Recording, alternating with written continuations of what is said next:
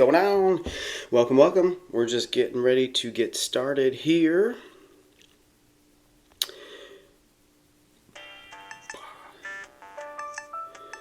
Inviting our guest.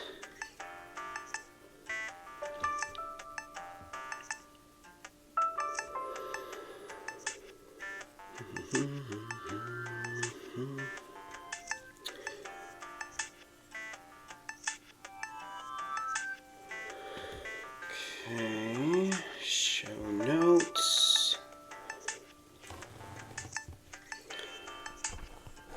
All the other things.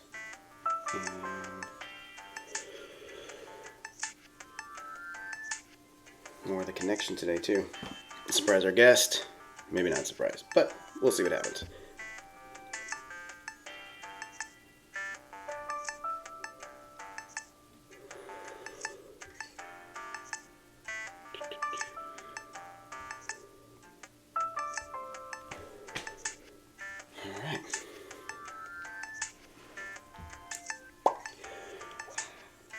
So anyway, hello to all you guys. The pre-show kind of with the video if you want. Behind the scenes type stuff. So super cool, super good. Waiting for our guest to join.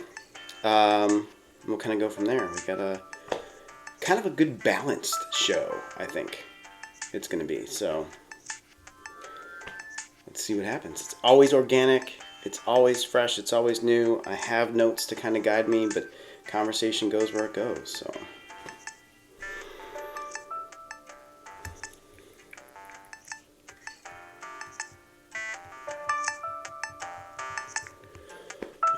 That's up.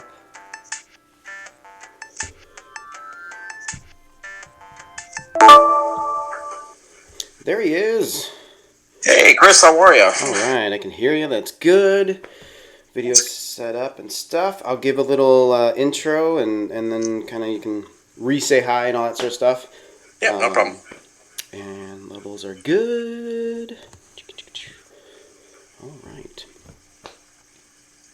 So, welcome to the episode today. We're kind of going hometown on multiple levels for the guest that we have. Hometown meaning my hometown, Chicago-wise. We got some talks about that. Hometown of our previous hometown before we came here to Atlanta, living in Orlando. And kind of a good dichotomy with that. Our guest, in my favor, is pleasantly confused from where he is and where he likes his sports. And I like it because it's in this favor. And as we do for all guests, I like to personalize things. Sometimes personalization is going to be in my background here that you can see if you're watching the video. Sometimes it's going to be something I'm wearing that you can see, again, watching the video. Or other little tricks. And so today, I would like to go ahead and introduce our special guest, Mr. Bobb Grandsard. Hey, Chris, appreciate it. Thank you. Welcome. Yeah, this is going to be fun. Yeah, I like it. So, because you can't see me, and we'll give you kind of a little surprise if you don't watch the video, if you just go to the podcast, which of course we always want you to like and follow and subscribe. But today, the reason I wanted to bring you here is to have kind of a good balance between like business, work, life, that sort of thing, and fun, because in your honor, I am wearing my Walter Payton jersey and Chicago Bears hat. Oh, man, that's awesome. That's awesome. It's fun, right it's comfortable. Right at the start of training camp, too. Yes, exactly. It's fun, it's comfortable, but the uniqueness for you is because you are not from Chicago. No, definitely not. But you are a Bears fan. I am a Bears fan, yeah. My father was originally from Chicago, so It was kind of one of those things where if I didn't watch Chicago sports, I wasn't allowed to watch sports growing up. Go outside and play. Exactly. But the kicker to all that is you are from Wisconsin. Yes, I am. Yes, definitely a cheesehead. So, it's one of those things. Thankfully, my kids love cheese as much as I do. Good. Which I love because you are not you can appreciate the skills and talents for the team that is in Wisconsin. We will keep them nameless as the dedicated Bears fan that I am. No, but I can recognize talent. I do know that the quarterbacks and things that they've had were very good, and they're getting there again. However, I love the fact that you you get a chance to kind of break out of that mold, and you're kind of that. Growing up in northern Illinois, we were right at the cusp of the Wisconsin border. So going to Kenosha, going up to Milwaukee, going to Madison for us as either family or friends was normal. Did you find yourself, were you northern Wisconsin, middle Wisconsin, southern Wisconsin? No, I was actually southern Wisconsin, Burlington, Wisconsin. So basically about 15 to 20 minutes from the actual border itself. So probably the same distance you were to Wisconsin. I was probably the same distance to Illinois. Yeah. McHenry is right there. 15 minutes just over the border. So, yeah. Did you find...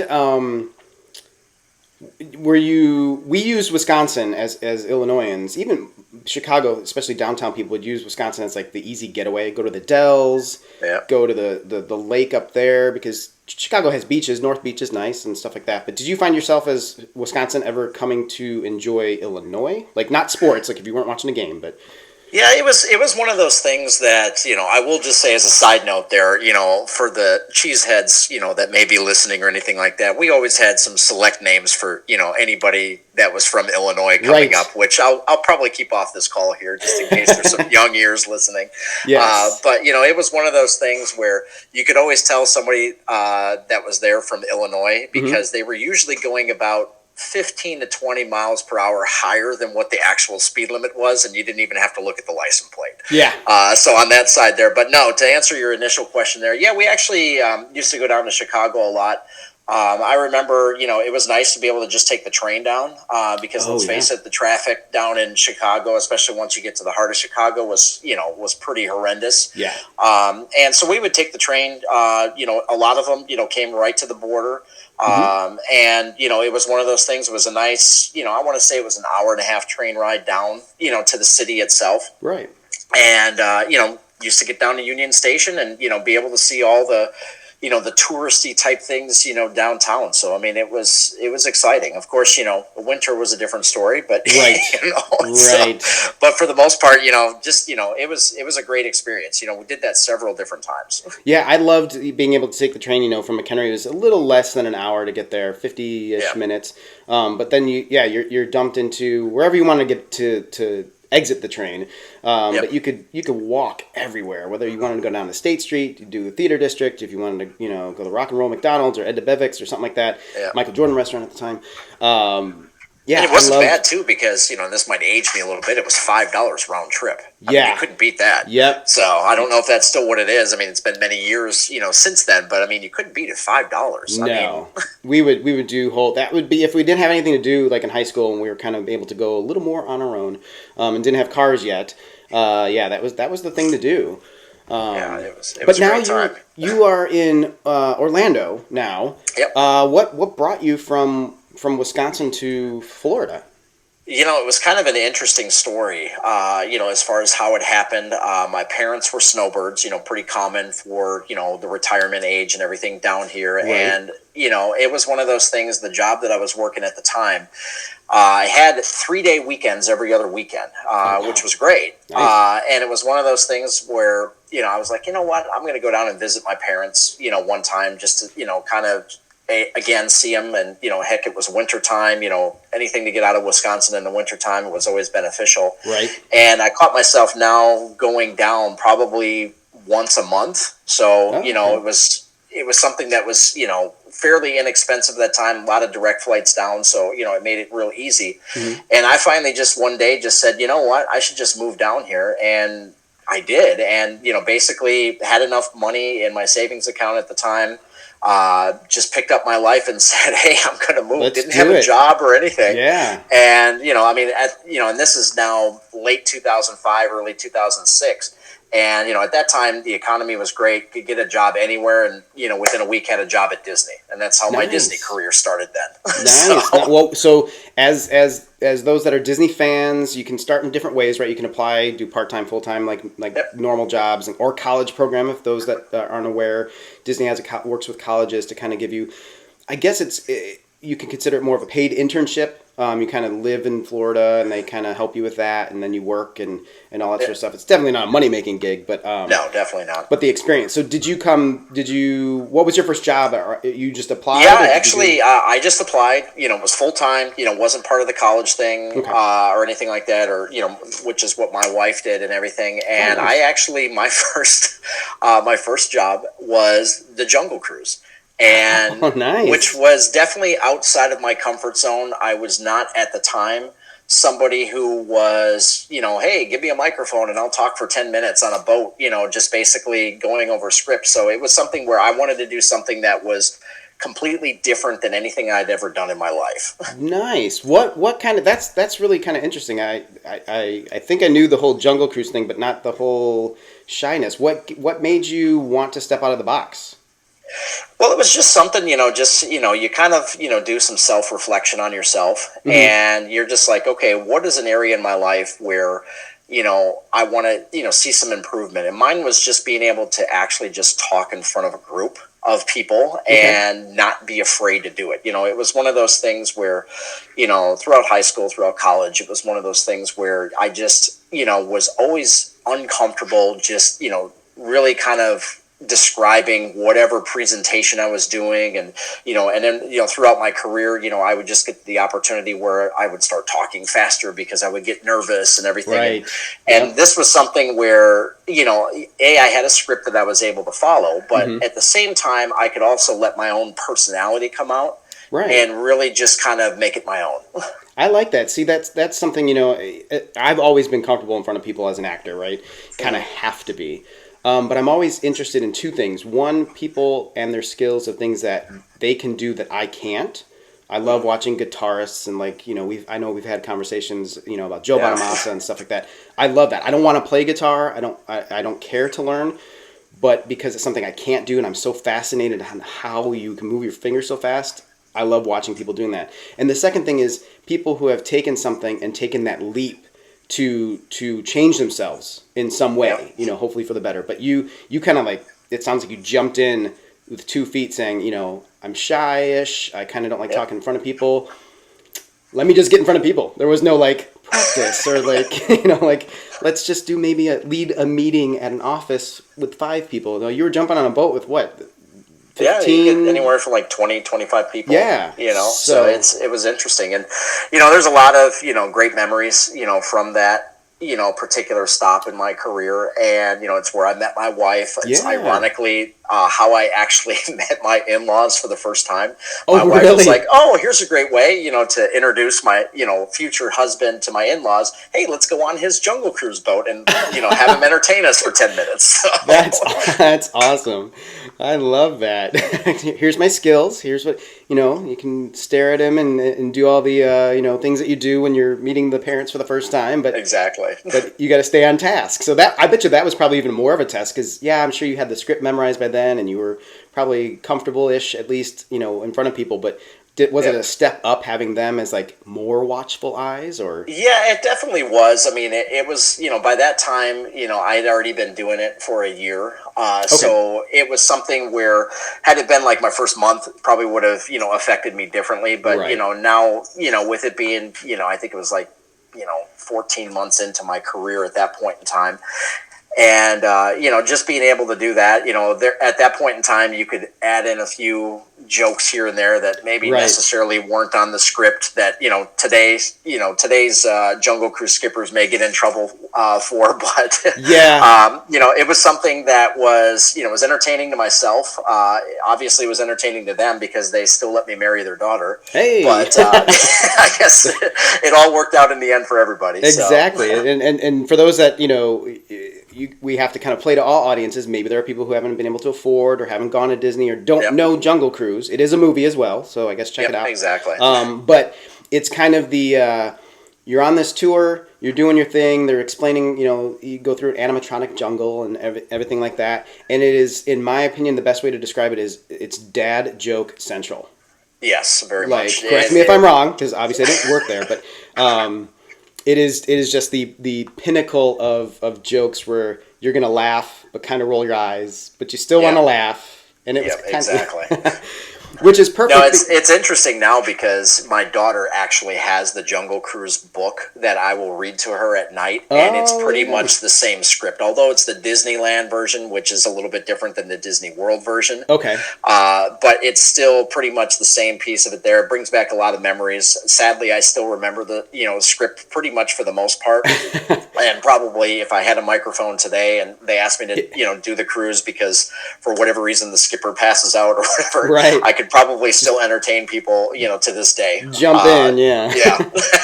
And I was gonna say that's a perfect transition because I was gonna say it's dad joke. I brought up to describe it, but it fits you perfectly because it's dad joke central, and like you just said, you are a dad, not just of your daughter, but you have a beautiful baby son as well. Well, baby, he's 2 years old now. He's almost 2. Yeah, he'll be 2 in November. It's probably the proudest moment I've ever had, as a human being. I mean, it's one of those things I never envisioned. If somebody would have told me in my 20s I would have been a father, I probably wouldn't have taken them seriously. Wow. Even in my 30s, it was a thought process, it was there, something, but it still wasn't, serious. And then, when my daughter was born, I was like, yep, this is what I was meant to be. It changes your life. Oh, yes. I bet. I mean, I can only relate because we've had some guests that have talked about it and everything else. And Danelle and I are we're kind of that weird, we're a weird couple in the sense of we don't know what to call each other, right? When you come to like the millennials and Gen Xers and stuff, because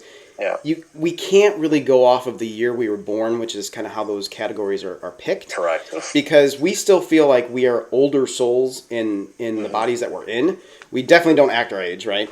But you could ask either one of us on any given day and say, oh my gosh, like, would you guys ever have kids? And Danelle would be like, oh yes, da-da-da. And I'd be like, well, I mean, where we are now, and like, we want to do this.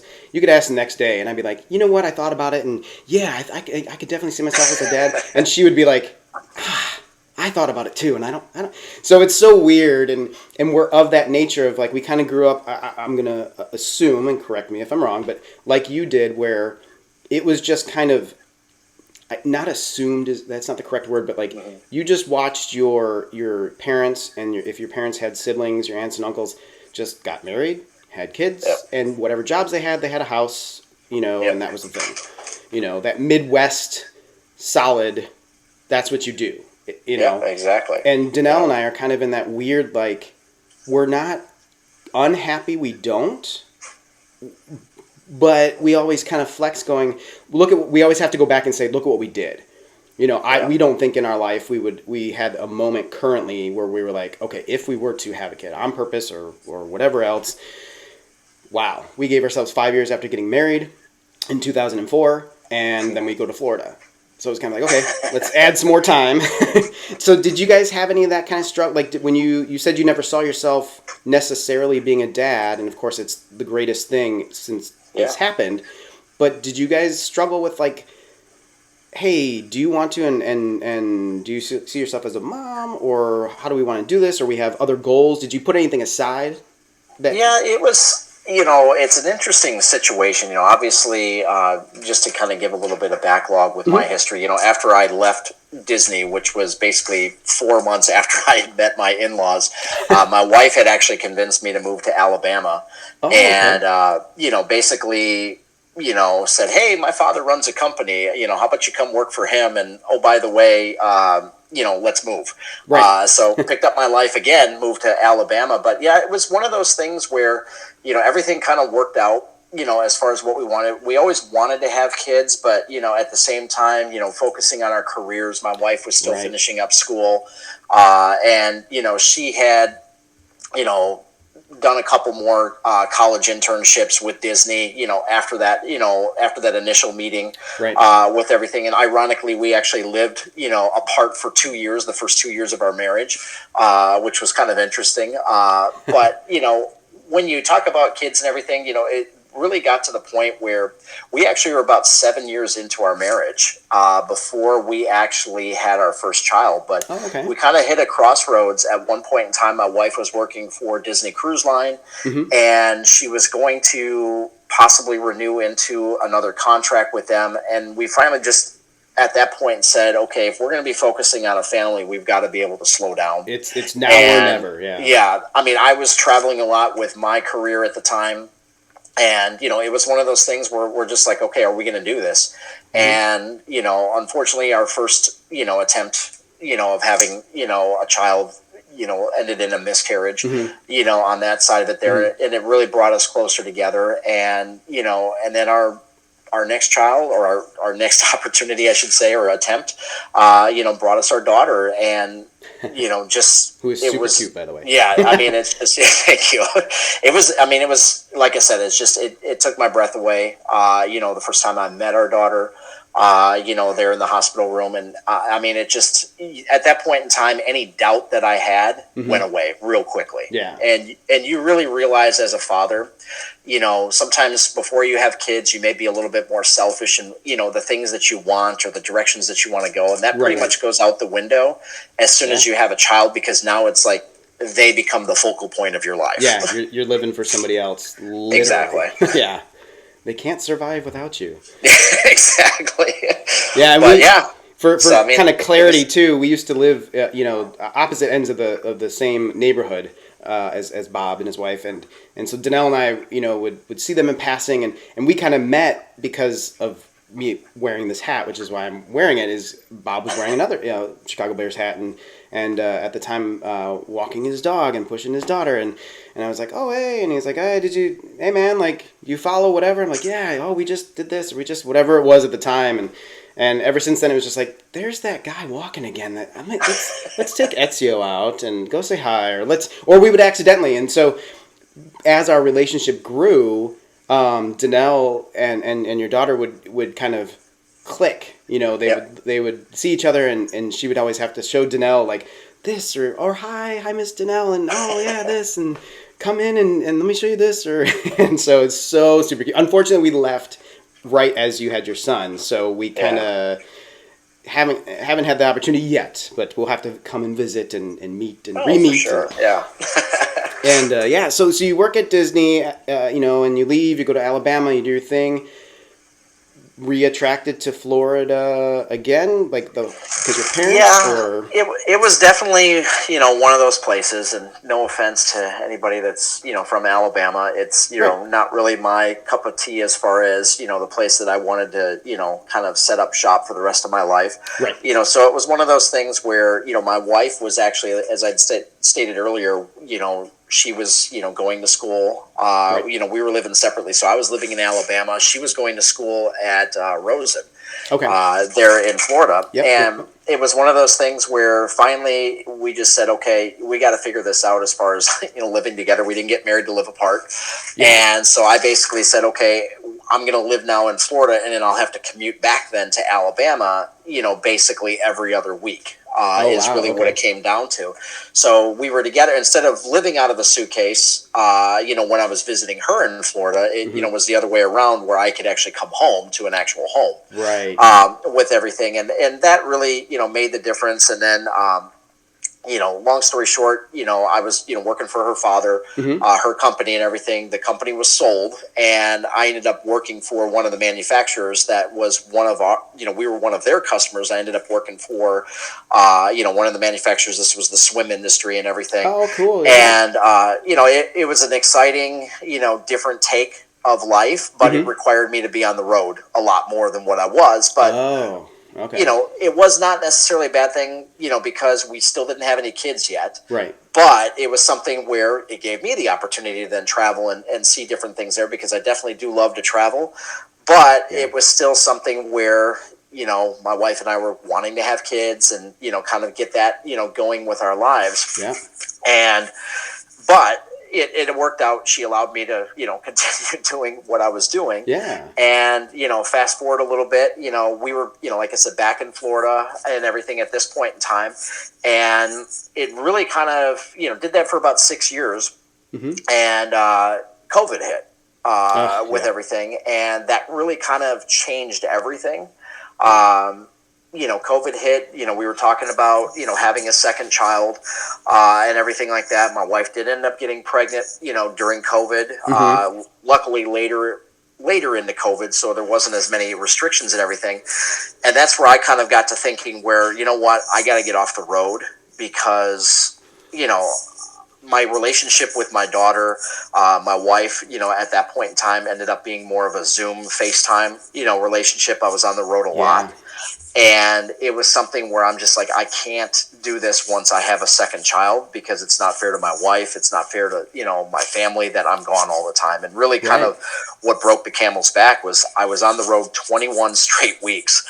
Ooh. And I finally it was like, I can't do this anymore. Yeah. And that's when I said, okay, I need to figure out and do something else. See, and some of that I knew, some of that I didn't. And see, you're really enhancing and giving me a credit for wanting you to be on the show because you to me is balance. Like, you know, the humorous like Wisconsin, Chicago, and Bears and stuff. However, I love the fact, you know, the whole podcast is about connection. That's the reason I started this, was whether it's connecting with my guests and sharing it with others, connecting with people who listen to this. As an actor, I love talking and telling my stories, right? But your connection too, I love the fact that you went from a job with your father-in-law, and because of that, you got another job in order, you know, hey, we don't want to do this, but because you had connections and networked with the company, the vendors you were working with. And then the connection with your wife, you know, the fact of, if you just take a simple story of, hey, we meet, we fall in love, we get married, but now you're apart, which is very, very close to what Danelle and I, like we were like passing ships, you know, before getting married, because we went to separate colleges. She's 2 years younger. So I was home, she was still in college, we get married.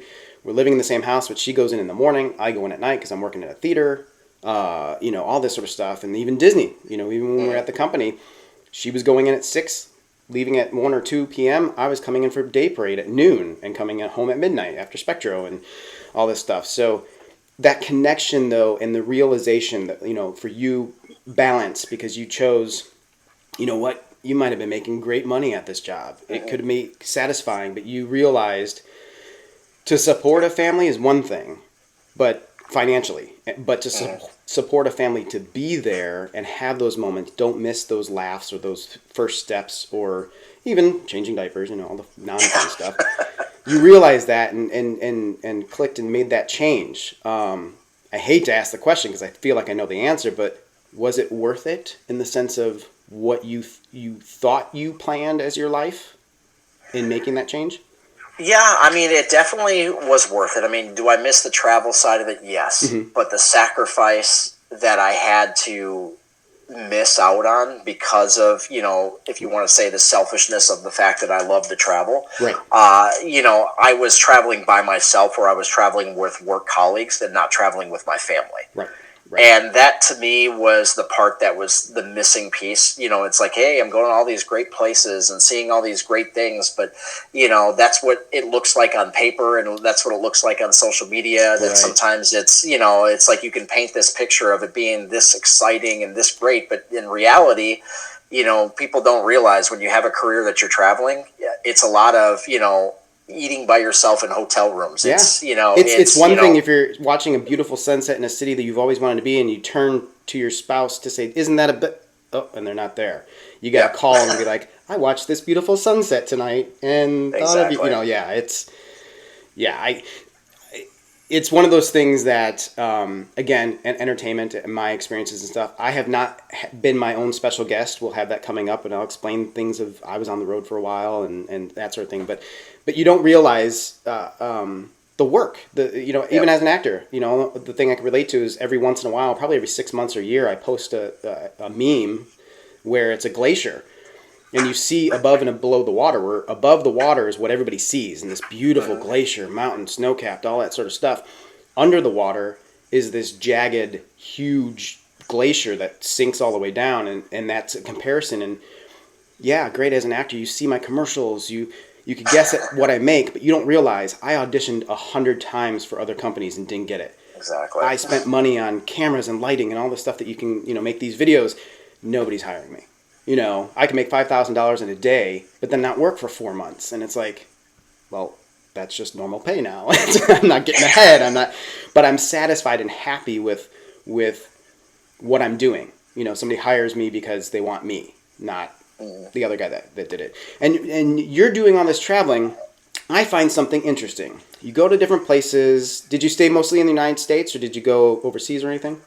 No, it was mostly the U.S. Okay. For this stop in the career. I mean, U.S. not just mainland. I mean, I went to Hawaii, went to Puerto Rico. Oh, okay. Okay. So saw a lot of great places. I mean, a lot of memories in my mind. I'm not one of these that takes 1,000 pictures wherever I go or anything like that. But yeah, it was mostly U.S. areas. I mean, a lot of windshield time in the cars too between locations. So I mean, it was one of those things where, like I said earlier, on paper it looks great. On social media it probably looks great because, hey, I'm going to all these places. But again, it's one of those things where I'm not there with my family. It's draining, I'm not there. Hey, Hawaii is great. It was there for almost 2 weeks, but 6-hour time change isn't something that you can just easily adapt to. Right. And the fact that you're working.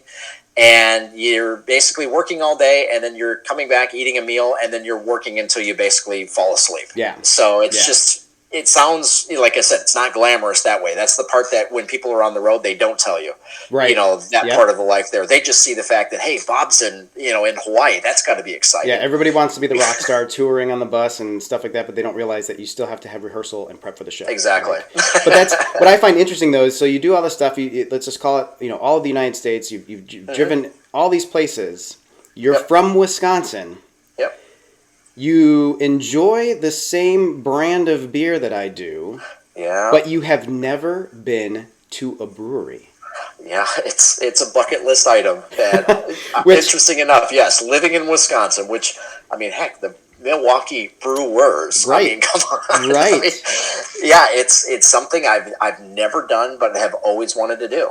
Yeah, and it's funny because the brand that I'm not sponsored by any. I'm hoping that maybe I can be with this announcement, but we're not sponsored by anybody. We're not being endorsed by anybody. But the brand is New Glarus. So New Glarus beer up in Wisconsin. In New Glarus, Wisconsin, that's the city's name as well, the little town's name as well. Makes my all-time favorite beer. Everybody always asks me, "What's your favorite beer?" It's got a cow on the bottle. I mean, come on. Well, that's the thing, and people who are craft beer nerds, kind of like myself, who they always go to Russian River, which is a brewery out in California, and they always talk about Pliny the Elder, and it's this beer that's hoppy. It's kind of IPA, but they try to they make it different. There's Pliny the Younger and all that sort of stuff. It's good. Like it's top up there, but New Glarus to me is so clean and so fresh, and I have just started listening to their podcast. They have a podcast with their owner, one of their owners. So Deb and Dan Carey are the owners, and Deb kind of is the one that finances and funds and runs it. Dan is like the brewer and the decision maker and the hop picker and all that sort of stuff. But just having that spotted cow, my favorite is Moon Man, but seeing that dairy cow, because there's cows in Florida, but they're all brown, they're black. Yeah. You need that black and white spotted cow, literally, in Wisconsin. Yeah. Do you get a chance to embellish in any of that, or go up there and grab some for yourself? Yeah, I'm actually fortunate that my sister still lives in Wisconsin. Nice. So they have a tendency to come to Florida, obviously, when it gets colder up there. And one of the things that they'll always ask me is, hey, is there anything from Wisconsin that we can bring you down? And it's almost to the point where, is there a limit as far as how much stuff I can tell you? Right. That, how big's your trunk? I want you to be able to bring from Wisconsin down here, from the cheese to the sausage, to brats, yes. All of that kind of stuff. And then, of course, the New Glarus. I mean, you can't live without that. I mean, we've got some right now sitting in the refrigerator. So if you were around Chris still, we would, have to share that bottle or a bottle or two. But... And I have to clarify though too, not to cut you off, but I have to clarify. So New Glarus only is sold in Wisconsin. Yep. So that's like it. I'm only going off of taste because I did not grow up on it. I was introduced to kind of a little later into my beer drinking years. But it's not because it's one of those things like if you can't have it, you want it. Like same thing with kids. If you tell them no, that's what they want.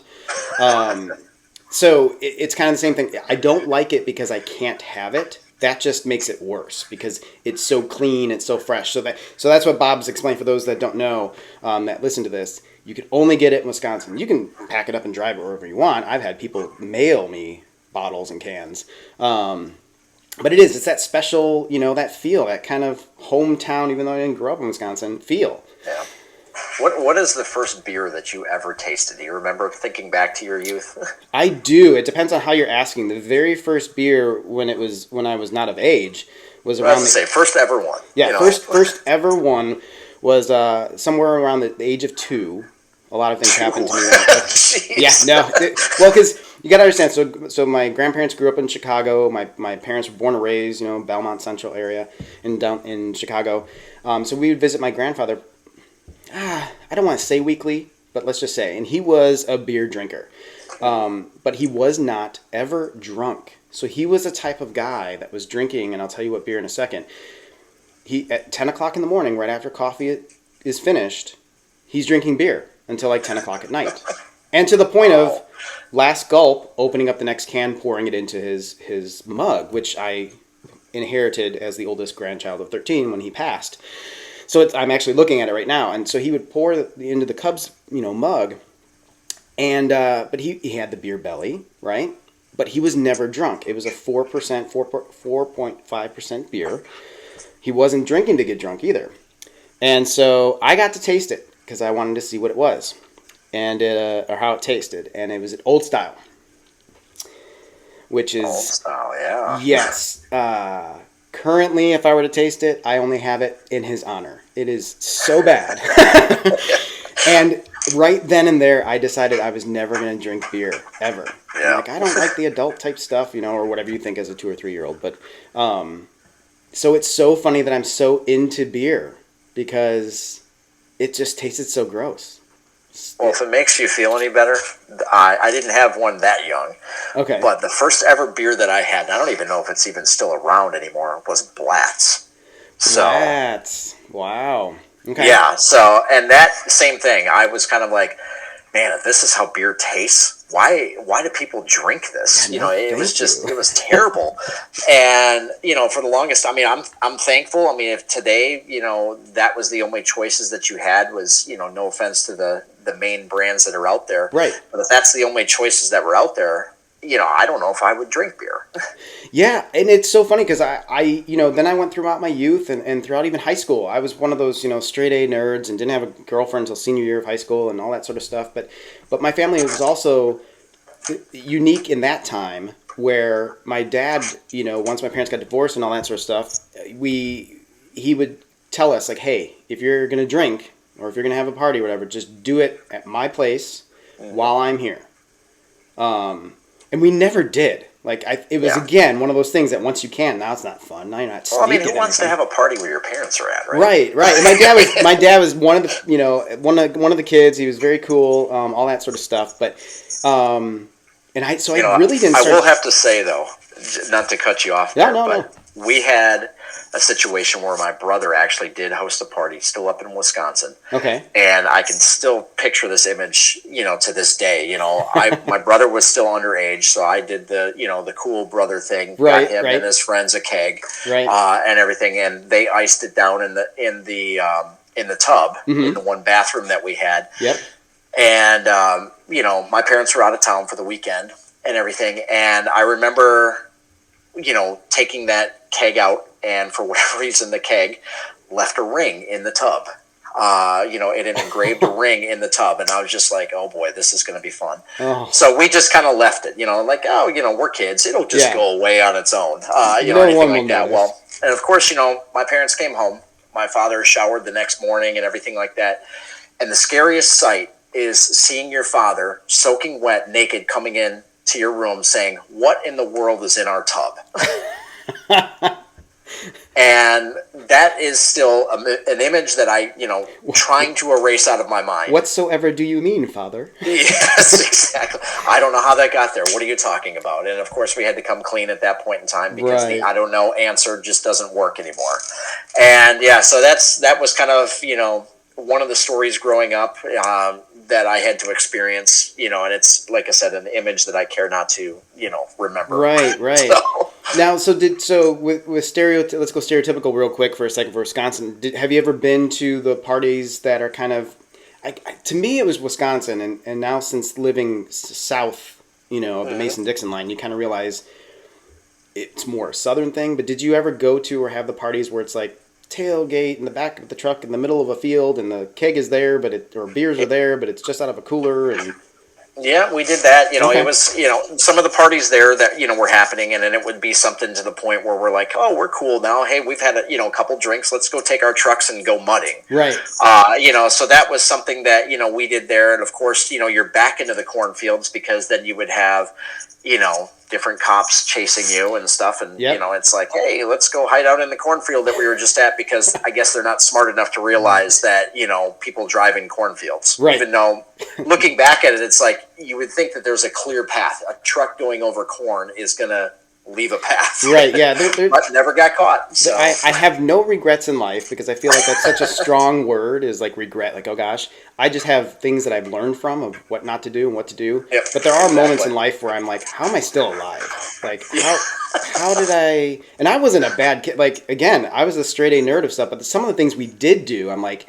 Yeah. Man, I mean, putting donuts on people's car antennas and forking, that's F-O-R-K, people's yards. I don't know if you know what that is, but for those that don't, it's in the states that get cold, you go out and we bought a case of plastic forks or knives, and you go the night that it's freezing into somebody's yard whether it could be your best friend too, you just want to prank them, but you would stick the forks in the ground. So then overnight it freezes. So you have hundreds of forks in your front yard when they wake up, and they can't pull them out because they're frozen.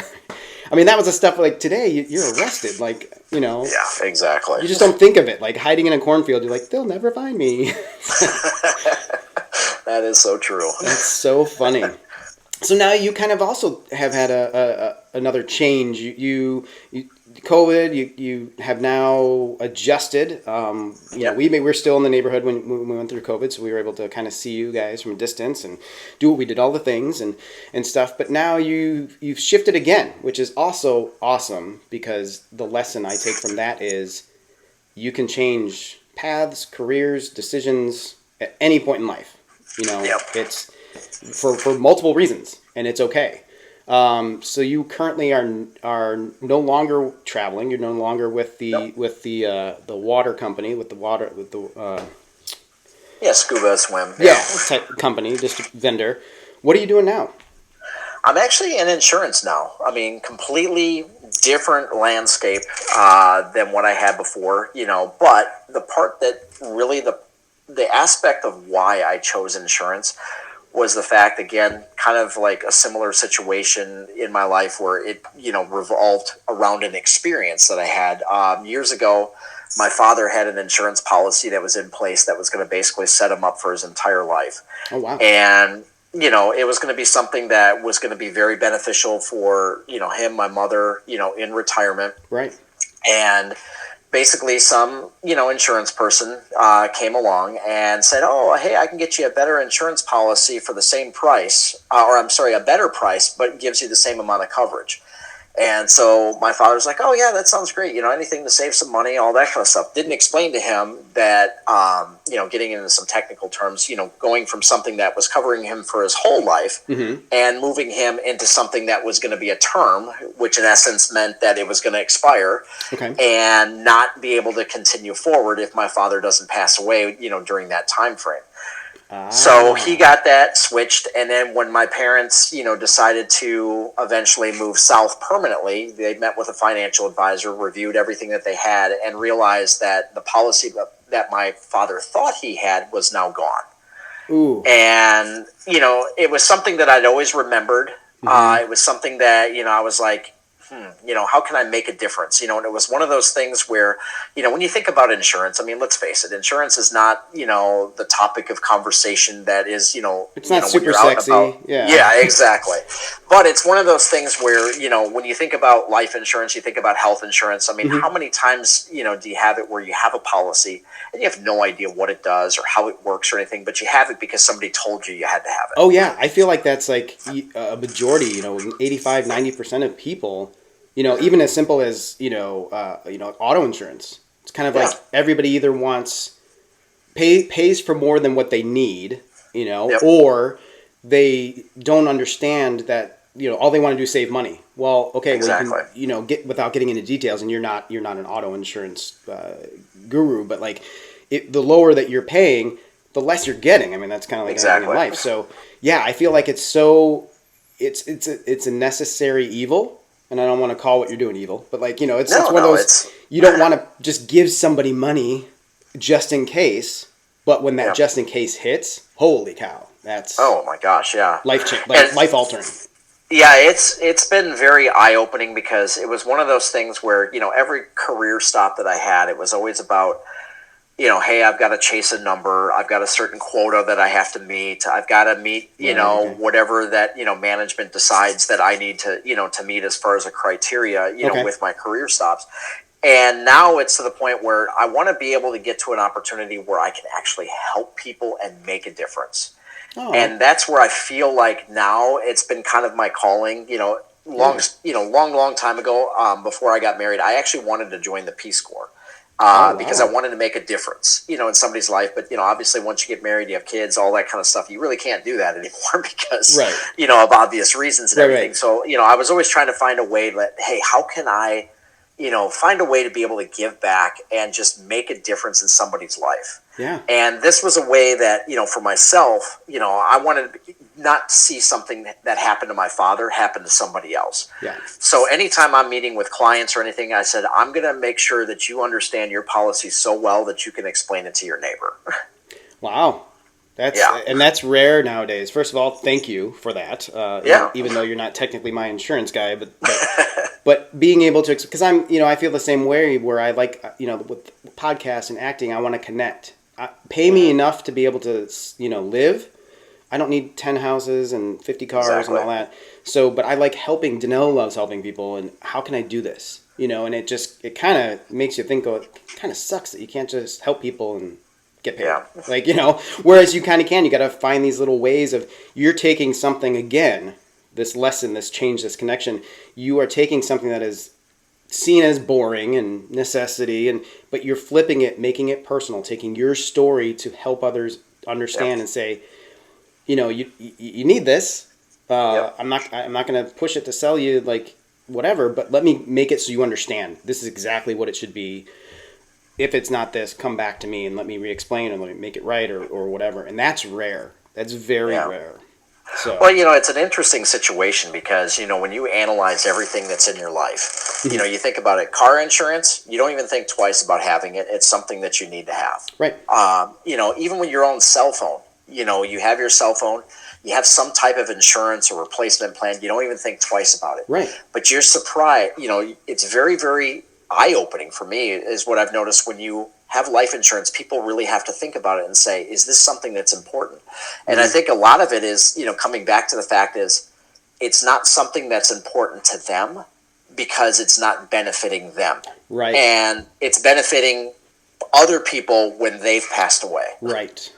And I think that's the hardest thing to grasp. Even if you are a right-minded, right-hearted, good-hearted person, it's still taking money and giving it to somebody that you're not going to see anything for it.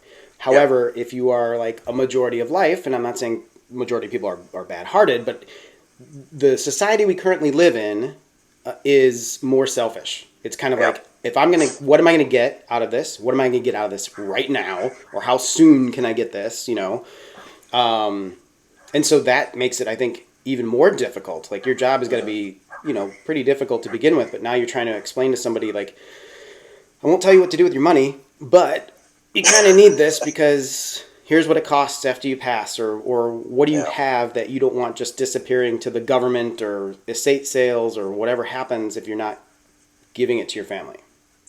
Well, I mean, you bring up an interesting point is the fact that a lot of people think it only benefits them when they've passed away. Mm-hmm.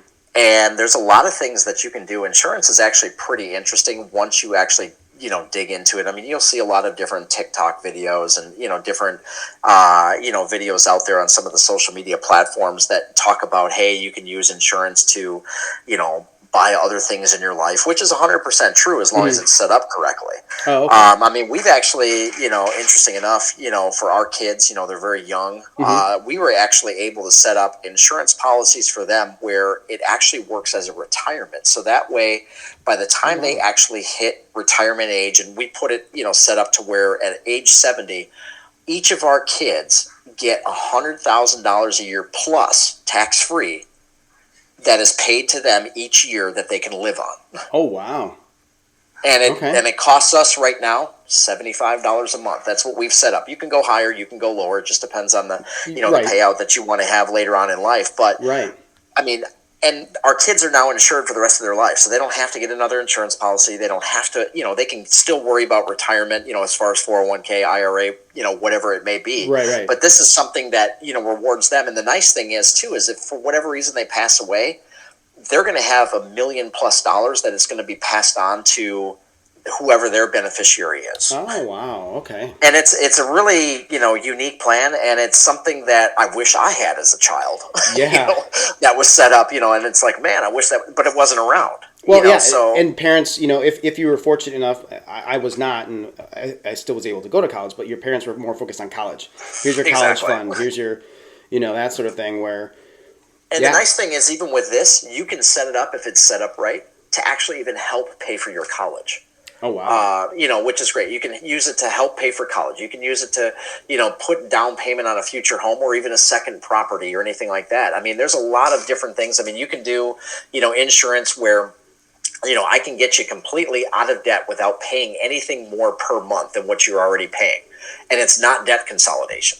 So, and that's the part that's just, so I mean, there's just so many different unique things that I didn't even know when I got into insurance, less than 2 years ago, that even existed, because I wasn't aware of it. And just imagine, if I'm not aware of it, how many other people in the world aren't aware of it? Yeah, I'm learning something here. I'm making mental note for all this. Yeah, it's one of those things. So you also, it's, cause like I said, it's not sexy. It's not, it's boring in the sense of like it's numbers and who knows, and there's a lot of questions and stuff like that. But it seems like you definitely are putting it in people terms, right? And have discovered things that are, again, I did not know any of that, whether we have kids or not or whatever. It's kind of like, oh, I was one of those people that was like, yep, when I die, she gets this and that's it.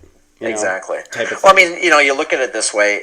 I hate to say it, you see on Facebook, you see on different, articles, a GoFundMe account. This really helps avoid having to have those GoFundMe accounts. I mean, GoFundMes are great. Not going to say there's anything wrong with them at all. Right. But it shouldn't be to the responsibility of other people paying for somebody else's, afterlife experience, I guess you want to say it, or anything like that. It should have been to the point where it's like, take care of it now while you can, because, you just never know when your day is going to happen. I mean, let's face it, at the end of the day, we're all going to eventually hit our expiration date, if you want to put it nicely. Right. So.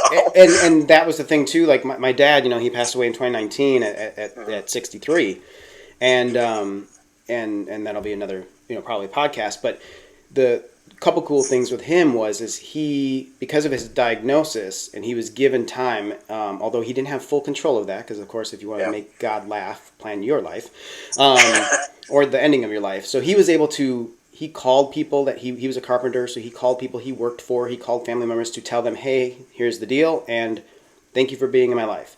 So he kind of had his own little, farewell tour type of thing. But in that, we went to go see him a couple times, but we did the whole, go to his house, and he would be like, all right, well, go around the house. I don't have much. He had a very small life insurance policy because he had been taking it from different years because of his job and things he needed, and of course, I would rather have him rather than the money. Yeah, but exactly. we were able to go around the house and kind of say, hey, can I have this? No, that's for your brother, but I want you to have this, and that sort of stuff.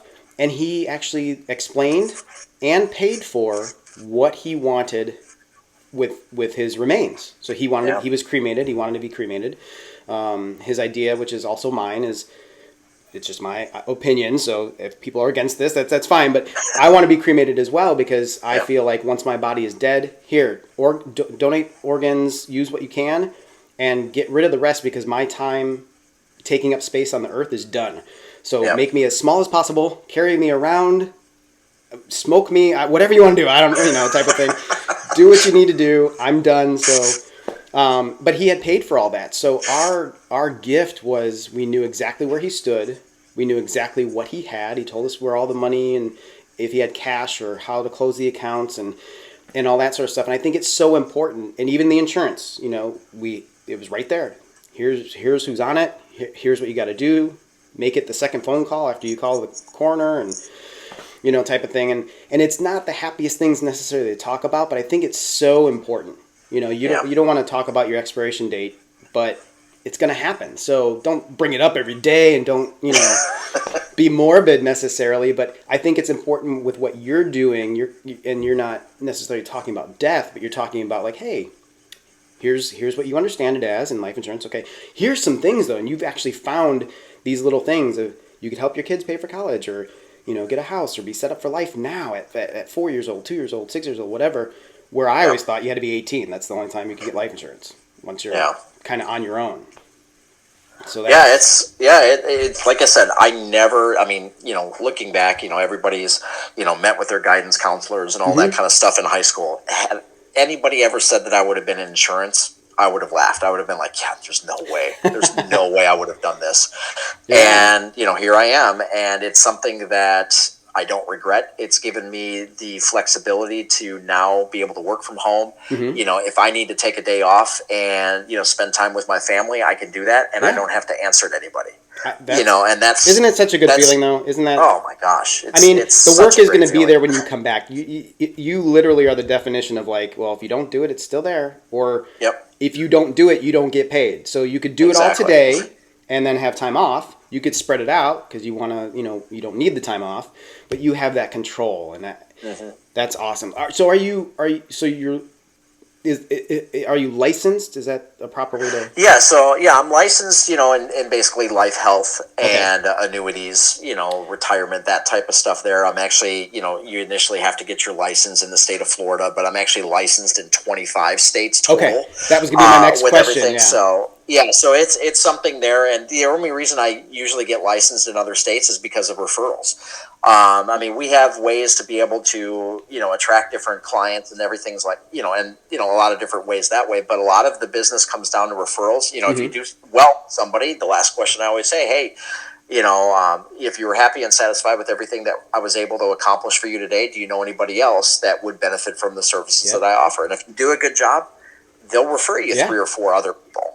Yep. And it just really comes down to a word of mouth type of situation. I'm not one that's going to be out on Facebook and talking about it and, putting it out there in everybody's face and all that stuff. It's just, it's not one of those things, like I said earlier, that people just, Bob's talking about, life insurance. Let me click on this and let me click on that. It's one of those things where, you kind of almost have to work it on other people's terms. When they're ready, they're ready. You don't want to be that pushy car salesman, exactly going out saying you need a car, but you want to talk to the people who say, I'm looking for a car. And, okay.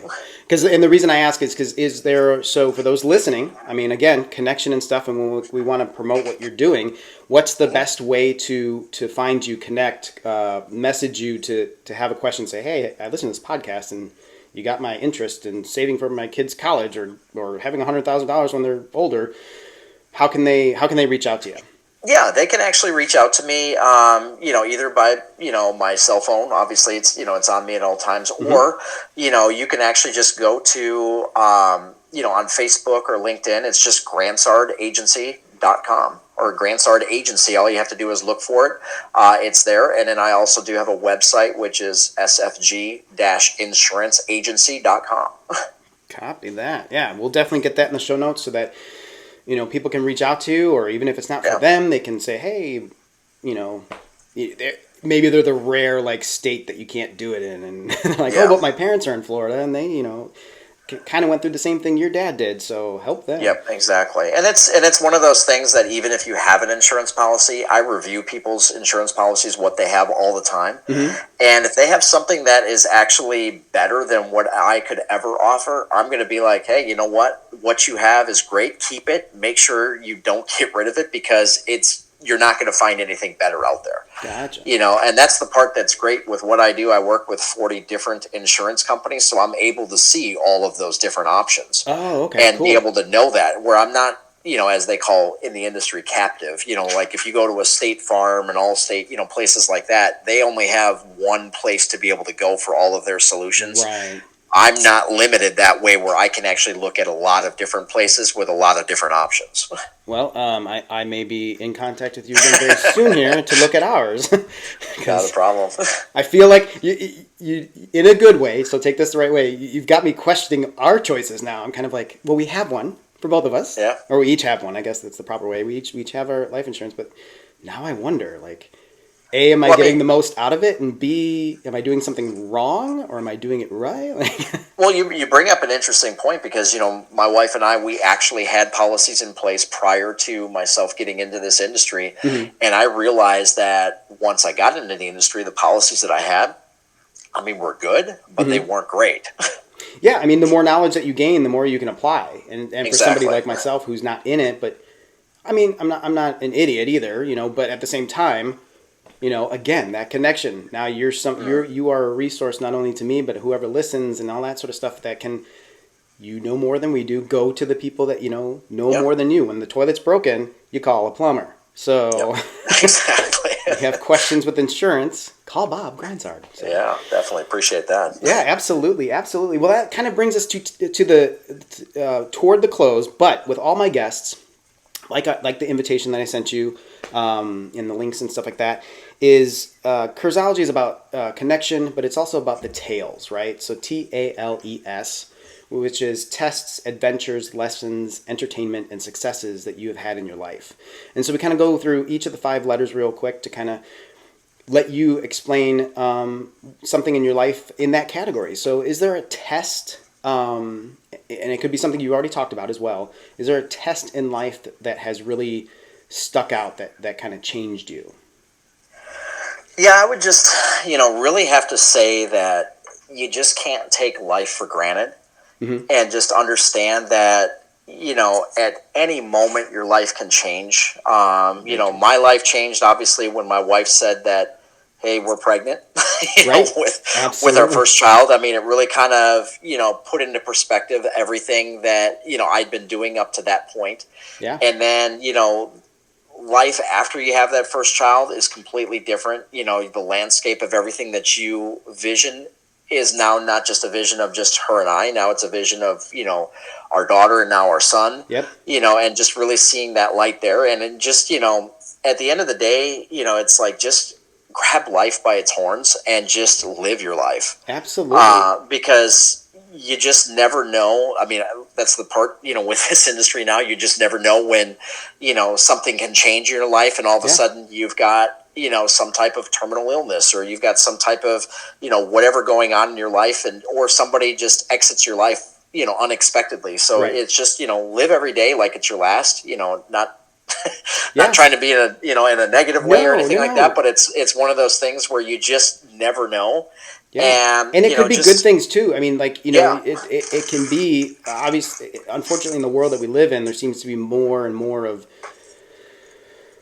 and it doesn't matter what you watch or listen to, but there's more things that are problematic or need solutions, let's put it that way, than happy stuff. But it could be, your life could change and be like, we need to move to Canada now. Why? Yeah. Because of this opportunity, or I just want to. It could be that too. Or, hey, we're pregnant. It could be a surprise of, that's a good thing, Yeah.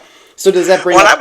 I was going to say is, the biggest thing is, as I was telling my story earlier, I wasn't afraid to take chances in life. Picking up your life and moving it from Wisconsin to Florida, picking up my life again, moving it from Florida to Alabama, completely switching careers. It's like, that's the biggest thing is don't be afraid to take a chance. If you believe in yourself, you can do whatever you want and put your mind to it. It really comes down to your own mindset. If you have a negative mindset, negative things are going to happen. If you have a positive mindset, positive things are going to happen. Yeah.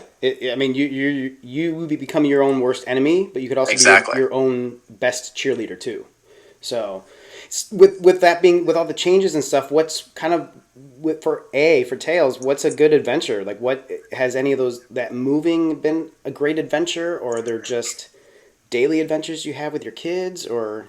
No, it's, the biggest thing, especially with kids now, Mm-hmm. is living your life now through their eyes and Oh just yeah. what they see. Because, you got to think, I mean, when people get fear, when they get negativity and all that stuff, it's more so taught, from the surroundings that they have around them. But if your kids are just like, they're invincible at that young age, I mean, it's like, when they fall down, guess what, they get right back up and they don't even think twice about it. But then Mm-hmm. when you get older, you fall down, then it's like a million reasons why you can't get up. Right. And it's really one of those things now where living your life through your kids and just what they're seeing and just kind of the experiences that you can give them. Mm-hmm. No offense to the toy manufacturers out there, but Yeah. if I could not buy any more toys and just give our kids experiences. Absolutely. I mean, I'm 44. I definitely hope. I've been told I don't look my age. I will take it. It's not me saying that though. I will say that I definitely don't act my age. And I think it is just keeping that childlike mentality. Again, Yeah. I know I have to be an adult. There's things we got to do. You got to have all these things, but keeping that positivity. I have friends that are, for multiple reasons, grayer than me. I have very little. You can see on the video. I have it. So, but I think you're right in whether you have kids or not, but keeping that childlike mentality of like, have fun. Like, we grew up in the era of riding our bikes, and yeah, I played more Nintendo than most at the time and stuff like that. But now, as I grew up, I still have my video game times. I still have my let's just lay on the couch and watch movies. But for the most part, especially now being in Georgia, the beauty of nature and just being outside. And I love you, Bob, but you can keep your Florida weather currently, because we currently have had only like our 30th day, I think, at 90 degrees or above. And you guys have had 181, I think, currently. Yeah. I mean, it's only 88 today. Come on. Good. Yeah. Now let's talk about the humidity. Yeah. But yeah, it is that, having that, you're blessed to have the visual of children in your household to keep you young and energetic. And yeah, you fell down playing with them, but if you were by yourself or even just with your wife, you'd be like, oh, my back hurts. Like, I can't move. Yeah. Kids are there, you ignore it. You'll deal with it later because they need to grow, they need to learn. And I like your toy idea of like, they're great. I mean, sometimes you have to just put them in the corner and play with this while we work, or make dinner so you don't get hurt or whatever. But for the most part, you got to spend that time. And you're such a family-focused dad and guy that's so awesome. I love that you haven't lost that what I will call the Midwest, touch. That grow up together, play together, learn together type of thing. Have you learned something? Is there a big lesson besides, I guess, the child thing that sticks out as well? Like a choice you made maybe wasn't right? Yeah, I mean, it's one of those things. I mean, I'll look at different choices that we've had in our lives and say, hey, if I would have done this differently, how would my life be, or anything like that. But it's one of those things. I used to kind of look back at, hey, this is how my life could have been if I did this, that, or other. But you know what? I've now realized, and this is probably more so age, I guess you could say, is the fact you can't look back. You can only look forward. Right. And, it's one of those things. Do I regret anything I've done? Yeah. I mean, yeah, everybody has regrets, but I wouldn't change anything because I wouldn't be the person that I am today.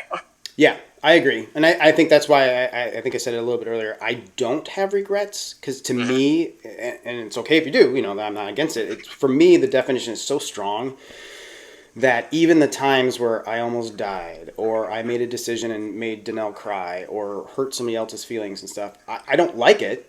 But I took the lesson out of it and said, all right, parents are divorced. I'm very much like my dad. How can I not have that aspect in my life if and when I get married? And currently on the verge of September will be 19 years. So we're getting there. We're married longer than my parents were married. So that's a good thing. So I look at it as a goal accomplished, not because of the we're something special. Nowadays, kind of. It seems like people don't, they leave when you sneeze wrong. But you got to learn, and I kind of look at it and say, I learned something. I learned the things my dad still rings in my head to say, keep your mouth shut. Don't do this. No, don't worry about it. Don't argue about that. It's not worth it. Go to bed or whatever. So, what about entertainment? I'm not going to let you have the cheat answer of your kids now, because you used that twice. I understand. What is something that Bob Grandsard finds entertaining? I mean, you can't get away from watching the Chicago Bears. Yes. I mean, that's entertaining. Even, as football fans, it's like, yeah, there's certain times of the year, but I'm a real big proponent of still listening about everything that's happening, in the off season and everything like that. I still listen to 670 The Score, perfect. Even as far, south as I am here, because it's just, I can still get that, Chicago taste as far as, everything there. I mean, obviously the Cubs are, now 500 again. Yeah. As of last night. So that's really great there. So, but yeah, I mean, it's definitely the sports side of things, is definitely entertainment for myself. Outside of sports, obviously living here in Florida, the theme parks, you can't beat that. I mean, we've got annual passes to Disney. We've got annual passes to Universal. So having all of that stuff at our fingertips, I mean, that's the one thing. If anybody ever says they're bored in Florida, I don't know what they're doing. Because I don't think you'll ever not be bored then. Exactly. See, now your goal is to hit a brewery. Exactly. And you've got plenty there. Do your thing, and we'll keep letting you know if we're going to come to visit anytime soon, so that hopefully I can maybe do it with you. But if you have the opportunity, do it and let us know. Yeah, definitely will. Yeah. And last but not least, I again feel like because of this conversation, I can answer this for you, but I won't because it's your episode. What for the essence entails its successes. What is your greatest success? I mean, I would just say is, obviously the kids is the obvious one, everything there, but just being able to live my life the way that I want to live it, is probably the biggest success that I have. It's one of those things that, 20 years ago, I would have said, it's like, yeah, get a W-2 job, live your life, because, you're supposed to make this, that, and the other. But now I would say in the last 2 years, my life has now changed as far as the way I envision it. And now just saying, you know what, don't let somebody else dictate how your life should be lived. Live your life the way it should be lived, and it's the way you want it to live. I love that 100% because that's exactly, we're similar in age, and that's exactly where I'm at. Like, you need money. You got to have money to live, so however you do that, I feel like we're breaking away from you have to have a job. Like you just have to have something that somebody will pay you for. And I guess that's a job, but but I feel like it's so much more important. It's so weird to think, I don't feel like I'm turning into my parents because I was, again, am a mini version of my dad. But I feel like that old man that's looking back going, okay, if I'm 44, I feel like that's halfway. That's midlife, right? Because I don't think I'll go to 100. I don't even know if I want to. I'll be thankful for every day. But if you put 80, 85 up there and you're looking back going, the second half of my life, I've learned all these things. I've done the things. I've had the 3 jobs. I tried to make all this money. I did. We saved. We had debt. We did this. COVID hit. You had to navigate that. But the most important, I think I 100% agree with you for success-wise is taking that time and realizing right now, I got to get this done. Can it be done later? It can. Yeah. So right now I'm going to read a book to my daughter. I'm going to go to the parks with my family because my wife got a random day off. Let's just do it. We got annual passes. Let's go. So I love that. 100%. 100%. Yeah, it's. I mean, like I said, wouldn't change it. Don't have regrets. And it's one of those things that, again, your kids are only young ones. Yeah. For anybody that has kids out there, especially at this, under 6, that's when you make the most impact in their lives. It pretty much sets them up for the rest of their lives. Yeah. And, being able to share experiences with them, it's like you hear a lot of times, parents, I can't travel because of my kids. I don't believe that 100%. You just got to find ways to make that happen. Oh, yeah. Because it's one of those things where, if you wait, what's going to say, 5 years from now when you waited that you can still travel. Right. So, I mean, it's just, you hear that all the time with people retiring. Yep. It's like, I'm going to wait until I'm retired until, and I'm going to do all these things. Why? I mean, I knew being an actor early on, I never, we had family members that retired, but for the most part kind of didn't. And I just knew I don't really want to. The older I get, then I'll be a grandpa on TV or in the movies. Great, whatever, and milk it, because I'd rather do the things now affordably. Like, we're not stupid just spending money to spend money and go on trips, but like when you can afford it or save or at least get a lot of there, do it now. Because had we not gone to Dublin, Ireland, and Galway and stuff in 2016, it would be when we're like 80 with the walker and we can't go anywhere.